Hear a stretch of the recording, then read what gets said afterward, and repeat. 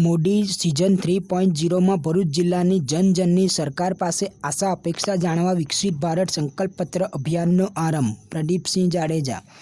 લોકોની સરકાર મોદી સરકાર પ્રજા દ્વારા એકત્ર કરેલા સૂચનો પૂર્ણ કરે એ વિકસિત ભારત સંકલ્પપત્રની નેમ. મારુતિસિંહ અતોદડિયા. ભરૂચ ભાજપ લોકસભા મધ્યસ્થ કાર્યાલય ખાતે વિકસિત ભારત સંકલ્પપત્ર 2024ની પત્રકાર પરિષદ યોજાઈ. સાંસદ મનસુખ વસાવા, ધારાસભ્ય રમેશ મિસ્ત્રી, જિલ્લા પ્રમુખે પણ પોતાના પ્રજા તેમજ રાષ્ટ્રીય હિતના સૂચનો આપ્યા.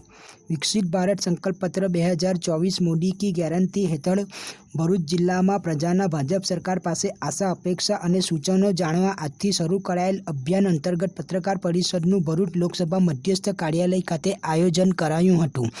ભરૂચ લોકસભા મધ્યસ્થ કાર્યાલય ખાતે વિકસિત ભારત સંકલ્પપત્ર 2024ની પત્રકાર પરિષદ પૂર્વ ગૃહમંત્રી અને કલસ્ટર પ્રભારી પ્રદીપસિંહ જાડેજાની અધ્યક્ષતામાં યોજાઈ હતી, જેમાં સાંસદ મનસુખ વસાવા, જિલ્લા પ્રમુખ મારુતિસિંહ અતોદડિયા, ધારાસભ્ય રમેશ મિસ્ત્રી, મહામંત્રી નિરલ પટેલ, ફતેસંગ ગોહિલ, વિનોદ પટેલ, સંયોજક ધર્મેશ મિસ્ત્રી સહિત સંગઠનના હોદ્દેદારો અને પત્રકારો ઉપસ્થિત રહ્યા હતા. વિકસિત ભારત સંકલ્પપત્ર 2024 અંગે પ્રદીપસિંહ જાડેજાએ ચિતાર આપ્યો હતો. ભાજપના રાષ્ટ્રીય અધ્યક્ષ જેપી નડ્ડાએ 26 ફેબ્રુઆરીએ રાષ્ટ્રીય સ્તરે વિકસિત ભારત સંકલ્પપત્ર અભિયાનનો આરંભ કરાવ્યો હતો, જેમાં દેશના 1 કરોડ લોકોના ત્રીજી વખત બનનારી મોદી સરકાર પાસે શું અપેક્ષા અને સૂચનો છે તે એકત્ર કરી સંકલિત કરાશે. ભાજપ મોદી સરકાર 2024ના તેઓના ચૂંટણી ઢંઢેરામાં આ ઘોષણાપત્રો જાહેર કરશે અને ત્રીજી વખત મોદી સરકાર સત્તામાં આવ્યા બાદ 5 વર્ષમાં તેને પૂરા કરવા કાર્યરત રહેશે. ગુજરાતમાં આ અભિયાન પ્રદેશ પ્રમુખ CR પાટીલે આરંભ કરાવ્યો હતો, જેમાં 15 લાખ પ્રજાના સૂચનો એકત્ર કરવાનો લક્ષ્યાંક છે. ભરૂચ જિલ્લામાં વિકસિત ભારત સંકલ્પપત્રનો આરંભ કરાવતા પ્રદીપસિંહ જાડેજાએ LED રથ, સૂચનો મોકલવા 90-90-90-20-24 નંબર, જાહેર સ્થળોએ સૂચન પેટીઓ તેમજ નમો એપ વિશે માહિતી આપી હતી. જિલ્લા ભાજપ પ્રમુખ મારુતિસિંહ અતોદડિયાએ પણ અભિયાન હેઠળ એકત્ર કરાયેલા જનજનના સૂચનો પર મોદી સરકાર કામ કરી આશા અપેક્ષા પરિપૂર્ણ કરશે તેમ જણાવ્યું હતું. પત્રકારો સાથેની બેઠક બાદ પૂર્વ ગૃહમંત્રી, જિલ્લા પ્રમુખ સાથે 7મી ટર્મમાં ભાજપના ઉમેદવાર એવા સાંસદ મનસુખ વસાવા અને ધારાસભ્ય રમેશ મિસ્ત્રીએ તેઓના સૂચનો લખી સૂચના પેટીમાં નાખી અભિયાનનો આરંભ કરાવ્યો હતો.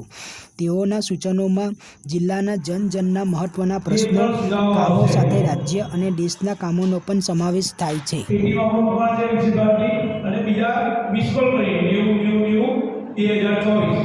તેના દ્વારા પણ લેવામાં આવશે.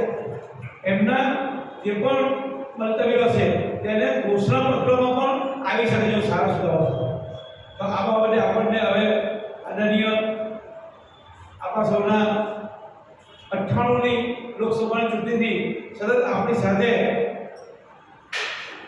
રહ્યા છે. અને બીજું ખુશીની વાત એ છે કે 98થી સાંસદ પણ એ છે આપણે. એટલે આટલી 7 ટર્મ સુધી 7મી વખતમાં સાંસદ બનવાનો બીજા કોઈને મોકો મળ્યો હોય એવું મારા ધ્યાનમાં નથી. તો એવા આપણા સાંસદ મનસુખભાઈ, હું પ્રદીપસિંહજીને વિનંતી કરીશ કે પત્રકાર મિત્રો સાથે વાતચીત.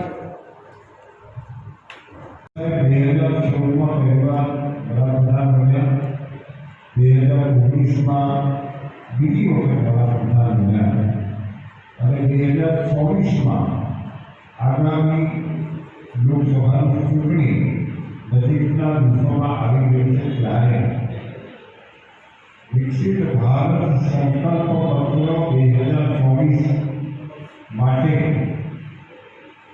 ભારતીય જનતા પાર્ટી આગામી ચૂંટણીમાં જનતાની અપેક્ષા શું છે એ વિવિધ માધ્યમોથી એકત્રિત કરી, સંકલિત કરી અને ચૂંટણી ઢંઢેરો સંકલ્પપત્ર સ્વરૂપે તેનો એમાં સમાવેશ કરી અને એ મોદીની ગેરંટી કે આગામી 5 વર્ષમાં પૂર્ણ કરવા જનતા સુધી આ કામો પૂરા થાય એ માટે આજના આ કાર્યક્રમનું આયોજન છે.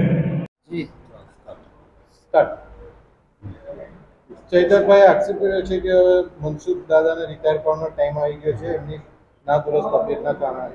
ચૈતરભાઈને ડર છે કે મનસુખભાઈ મેદાનમાં આવશે તેને જીતવું તકલીફ પડશે. આજે 6 મહિનાથી ચૈતરભાઈ મને રૂબરૂ મળ્યો નથી. હું નિત્યકર્મ પ્રમાણે 6 વાગે જાગી જાઉં છું, 1 કલાક વોકિંગ સવારે કરું છું, સ્નાન વિધિ કરી પૂજા પાઠ કરું છું, ભગવાનની આરાધના કરું છું, જન કલ્યાણ રાષ્ટ્ર કલ્યાણ માટે ભગવાનને પ્રાર્થના કરું છું અને ચા નાસ્તો કરીને મારા રૂટિનના કાર્યક્રમમાં નીકળી જાઉં છું. તો દિવસના જે મારા પાર્ટીના કામ હોય, લોકસંપર્કનો અભિયાન મારો હોય એ પ્રકારે સાંજે રાત્રે 9-10 વાગે આવું છું, છતાં પણ હું થાકતો નથી. રાત્રે પણ 11-12 વાગ્યા સુધી લોકો મને મળવાવાળા આવે છે, બધાને શાંતિથી સાંભળું છું અને લોકોનો મને પૂર્ણ રીતના મને સહકાર છે. લોકોના હું કામ કરું છું, લોકોના પ્રશ્નો સાંભળું છું, એટલે લોકો સતત મારા સંપર્કમાં રહે છે. અને જે ફરી 7મી વખત ઉમેદવારી કરવા માટે મારું પાર્ટી નેતૃત્વને પણ વાતની ખબર છે, મારા કામની, મારા સાથી કાર્યકર્તા મિત્રોને આ વાતની ખબર છે અને નાનામાં નાના કાર્યકર્તાને પણ ખબર છે કે મનસુખભાઈને અડધી રાતે ફોન કરીશું તો પણ જવાબ મળશે અને કોઈ પણ પ્રશ્ન એમને રૂબરૂ મળીશું અથવા તો પત્ર દ્વારા આપણે એમને પ્રશ્ન કરીશું તો એ પ્રશ્નનો સોલ્યુશન આવે છે. એ પાર્ટીનો કાર્યકર્તા હોય કે ન હોય, સામાન્ય માનવી પણ મને ખૂબ સારી રીતે જાણે છે અને આ લોકો બધાએ પાર્ટીને અલગ અલગ એકમ માધ્યમથી ઉમેદવાર માટે એવું નથી કે કોઈ 1 કે 2 આના વ્યક્તિઓના આધારે કે 2 જૂથના આધારે ઉમેદવાર નક્કી થઈ જતો છે. આ ભારતીય જનતા પાર્ટી છે, મૂલ્ય આધારિત પાર્ટી છે અને મોદીની પાર્ટી છે, શિસ્તબદ્ધ પાર્ટી છે. એ ગમે તેવા રસ્તે ચાલતામાં માણસને ઉમેદવાર ના બનાવી દે. એક પાસાનો અભ્યાસ કરે, અલગ અલગ માધ્યમથી ઉમેદવાર કેવો હોવો જોઈએ, શું છે, 6 ટર્મથી છે મનસુખભાઈ તમારા માટે શું શું કામ કર્યા છે અને લોકોએ મારા પોઝિટિવ જવાબ આપ્યા છે. એટલે ચૈતરભાઈને શું છે, હારવાનો છે એટલે શું છે, ઉમેદવાર પર આક્ષેપ કરે. બીજા બધા મારે 65 વર્ષ છે. આજે રાજનીતિમાં 75-80 વર્ષના લોકો કામ કરે છે. એટલે તંદુરસ્તી મારા માટે કોઈ પ્રશ્ન જ નથી. અને ચૈતરભાઈને કહો કે આપણે દોડવાનું મેદાનમાં હોય તો દોડે, સાથે દોડીએ, કોણ આગળ વધારે દોડે છે.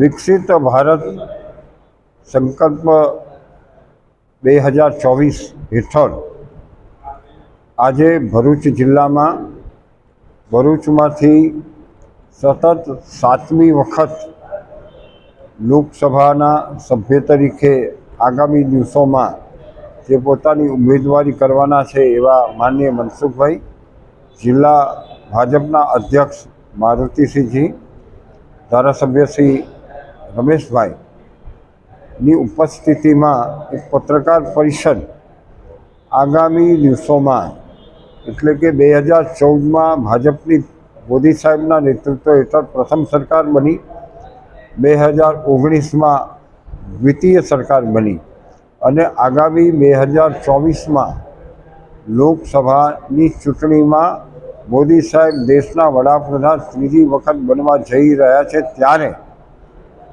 આદરણીય નડ્ડાજીના નેતૃત્વ હેઠળ સમગ્ર દેશભરમાં 1 કરોડ લોકોએ પોતાના સૂચનો એ ભારતીય જનતા પાર્ટીને મોકલે, જેમાંથી આદરણીય CR પાટીલ સાહેબના સમગ્ર ગુજરાતમાંથી 15 લાખ જેટલા લોકોના સૂચનો એકત્રિત કરવાના ભાગ સ્વરૂપે આજે ભરૂચમાં પત્રકાર વાર્તાનું આયોજન કરવામાં આવ્યું છે.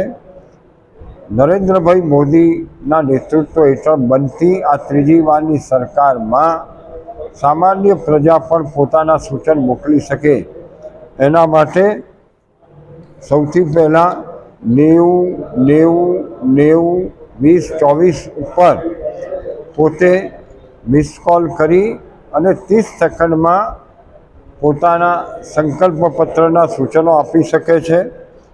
ઈમેલ સંકલ્પપત્ર 2024@bjpgujarat.org એના ઉપર સૂચનો આપી શકે છે.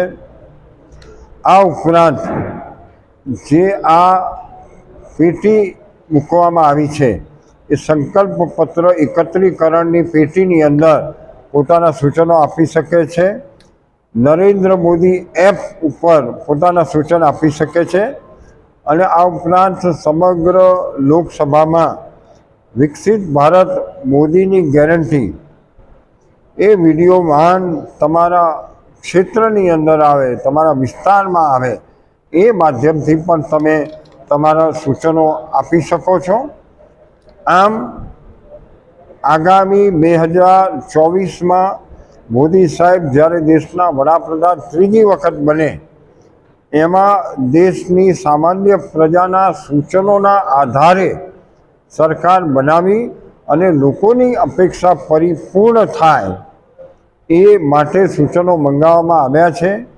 ભૂતકાળમાં 2014 અને 2019માં થયેલી ચૂંટણીમાં મોદી સાહેબના નેતૃત્વ હેઠળ જે ચૂંટણી ઢંઢેરા અથવા સંકલ્પો નક્કી કરવામાં આવ્યા હતા એ સંકલ્પો પરિપૂર્ણ કર્યા છે. એમ આગામી 2024માં પણ પ્રજા દ્વારા ઉત્તમ પ્રકારના સૂચનો મળે, એ સૂચનોને સંકલ્પ બનાવી અને ભારતને વિશ્વગુરુ મોદી સાહેબના નેતૃત્વ હેઠળ બનાવીએ, એના માટે આપ સૌ આ સંકલ્પની અંદર જોડાવ એવી આપ સૌ પાસેથી અપેક્ષા છે.